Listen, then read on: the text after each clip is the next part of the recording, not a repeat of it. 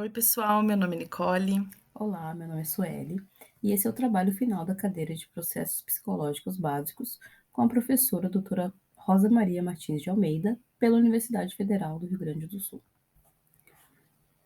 Nosso trabalho será baseado principalmente no livro de Daniel Shatter, Os Sete Pecados da Memória. Essa frase de Nietzsche faz uma conexão bem interessante com o nosso trabalho.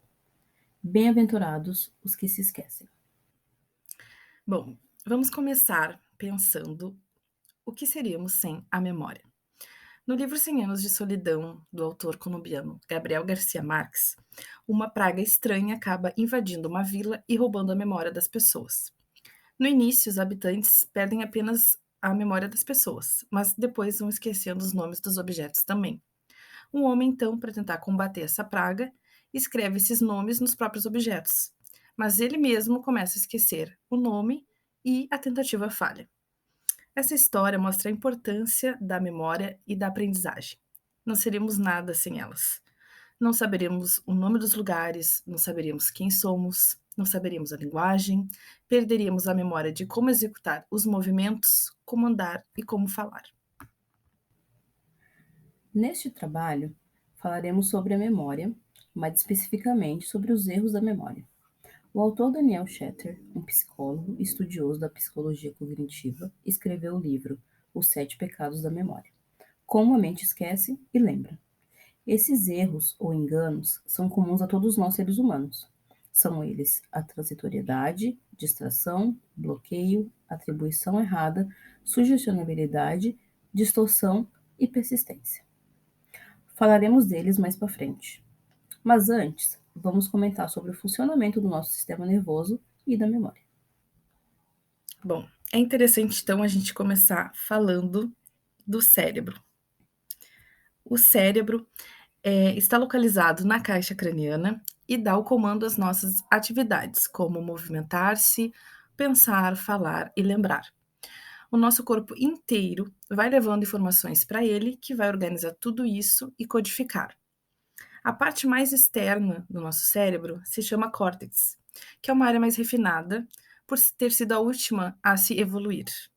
O córtex tem uma coloração acinzentada e trabalha com as funções mais complexas, como a concentração, a memória, entre outras. Há quatro lóbulos cerebrais que formam o córtex. Primeiro, vamos falar sobre o lóbulo frontal, que é essa parte em vermelho aqui na imagem. Ele está localizado diretamente atrás da testa e é responsável pelos nossos movimentos, emoções, raciocínio, personalidade e pensamentos. Logo depois, nós temos o lobo temporal, que ele é o azul. Ele é o lobo responsável pelo funcionamento da audição, recebendo e interpretando os reflexos sonoros provenientes do sistema auditivo. Ele é localizado na porção do cérebro próxima aos órgãos auditivos. Temos também o lobo parietal, que está em amarelo na imagem. Ele se localiza entre o lóbulo frontal e a parte de trás da cabeça. Ele é segmentado em duas seções, a zona anterior e a posterior. A zona anterior do lobo parietal, ela é responsável por interpretar as informações provenientes do corpo, que são atribuídas à sensação de temperatura e à dor. Já a zona posterior do lobo é responsável pela assimilação de espaço e a localização física. Para isso, age através de informações recebidas pela zona anterior, analisando-as e interpretando-as. Além disso, através da zona posterior, nós podemos identificar objetos através do toque. Temos também o lobo occipital laranja, que é responsável por receber as informações visuais e transformar essas imagens em imagens projetadas, ou seja, ele atua diretamente nos órgãos da visão. Situa-se atrás do lóbulo temporal e é o menor dos lóbulos em termos de dimensões. O lobo occipital possui duas diferentes áreas, a visual primária e a visual secundária. Na área visual primária, a informação recebida pelo ambiente é processada e encaminhada para a área visual secundária, onde ela é comparada com informações recebidas anteriormente e armazenadas no cérebro.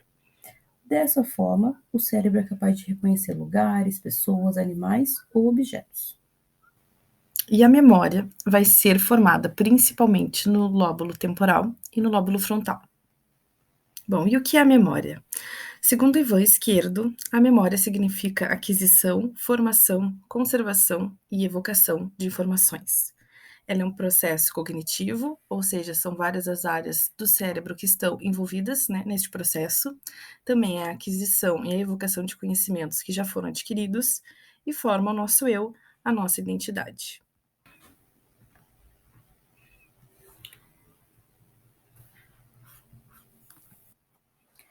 As memórias são classificadas de 3 maneiras. Primeiramente, de acordo com a função, depois de acordo com o tempo que duram e também de acordo com o seu conteúdo. Bom, de acordo com a função, a gente tem a memória de trabalho. A memória de trabalho ela é uma memória breve, ela se mantém durante a aquisição por alguns segundos ou no máximo alguns minutos, é uma informação, ajuda a saber o que estamos fazendo no momento ou o que acabamos de fazer. E ela também não deixa resíduos, ou seja, ela não tem uma sustentação bioquímica.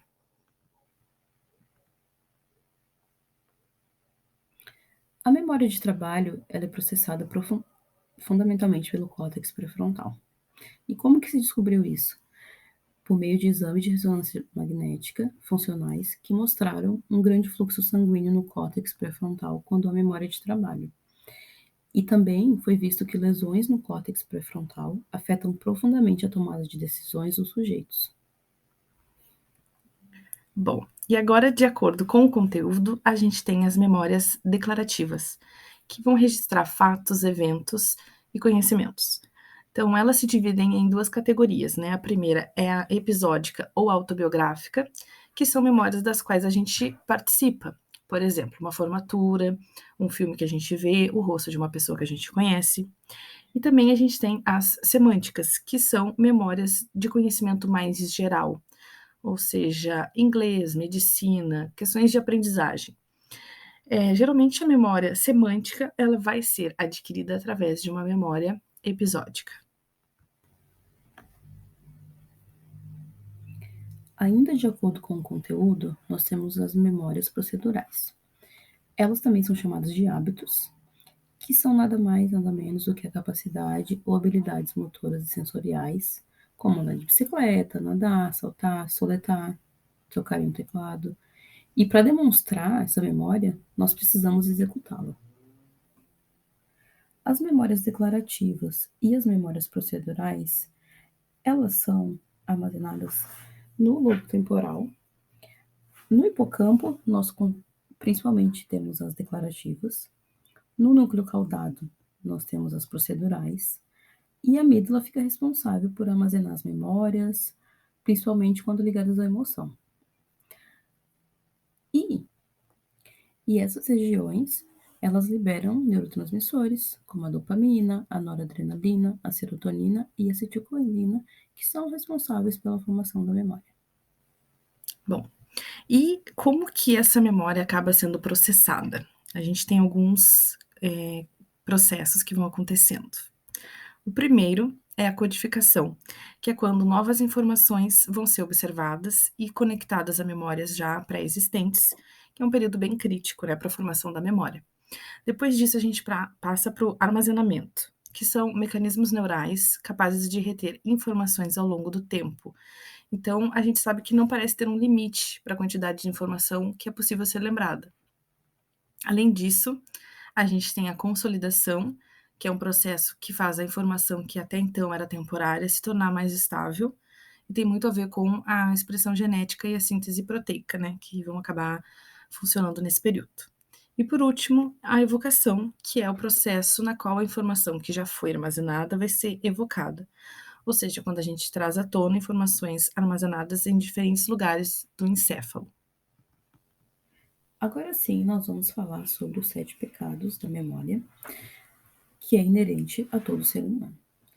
Então, nós vamos começar pela transitoriedade, que fala que o esquecimento que acontece com o passar do tempo, e com o tempo a gente recorda mais da essência e a gente reconstrui o restante com dedução e com imaginação. O segundo pecado é chamado de distração. Ou seja, são fugas na atenção que geram um esquecimento de informações que não foram codificadas corretamente, ou acabaram nem sendo codificadas, ou ainda não conseguem ser acessadas no momento que é necessário usá-las. Ou seja, as falhas de memória provocadas pela distração são, ao mesmo tempo, engraçadas e assustadoras.